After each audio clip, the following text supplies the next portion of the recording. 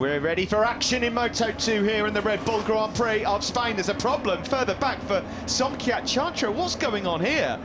Now, we might have a stall. No, we're going to go ahead with the race. Not sure what's happened there, but away we go.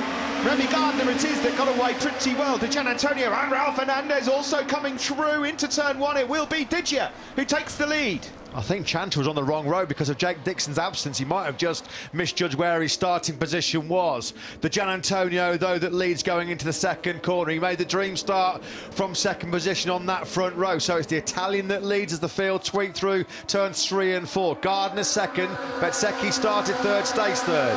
Yeah, Sam Lowe's is then up into...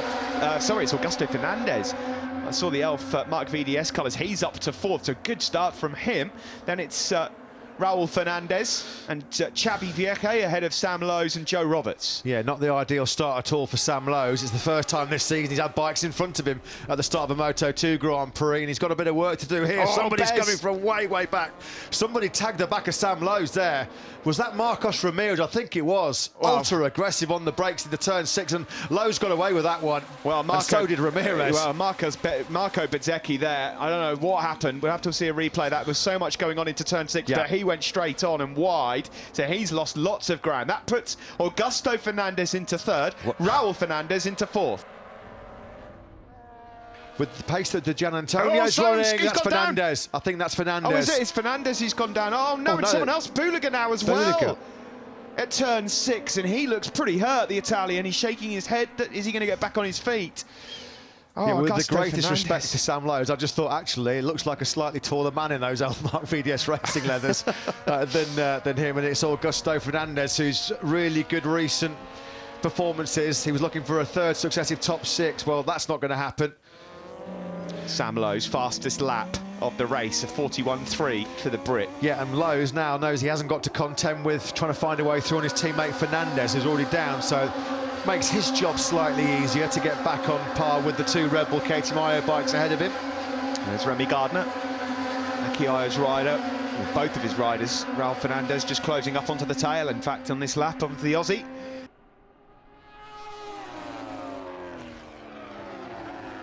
Bezzecchi up the inside of Lowe's, beautifully done. Textbook move that up the hill into the first corner. Sam Lowe's wanted to try and get back on the cut back there, but there's not enough room here in Jerez. So yeah, good stuff from the Italian. There's only 7 laps gone. There's a lot of race left here as Gardner then drops back to third. His teammate is through.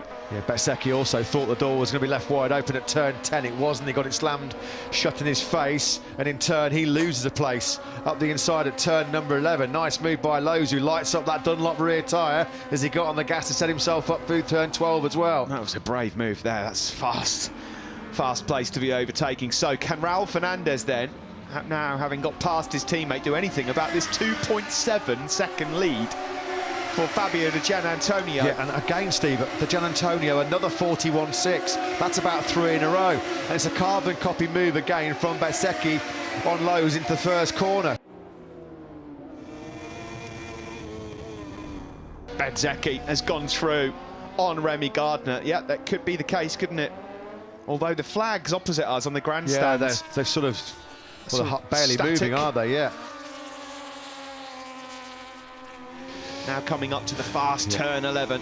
Bit of a wheelie. Been a very good second and third sectors on this lap 17 for Di Giannantonio. That gap had come down to 2.1 seconds at the start of this lap, and he's found 3/10 already in sectors 2 and 3, just to stretch it back out to a comfortable 2.4. Yeah, well, he saw the gap had come down. We're looking here at Bezzecchi challenging Raul Fernandez. They're side by side, and he does go through. Nice stuff there from Bezzecchi. He goes through into second place. Di Giannantonio has responded very well at 41.6, I believe, sir. Yes. Another one. Yes.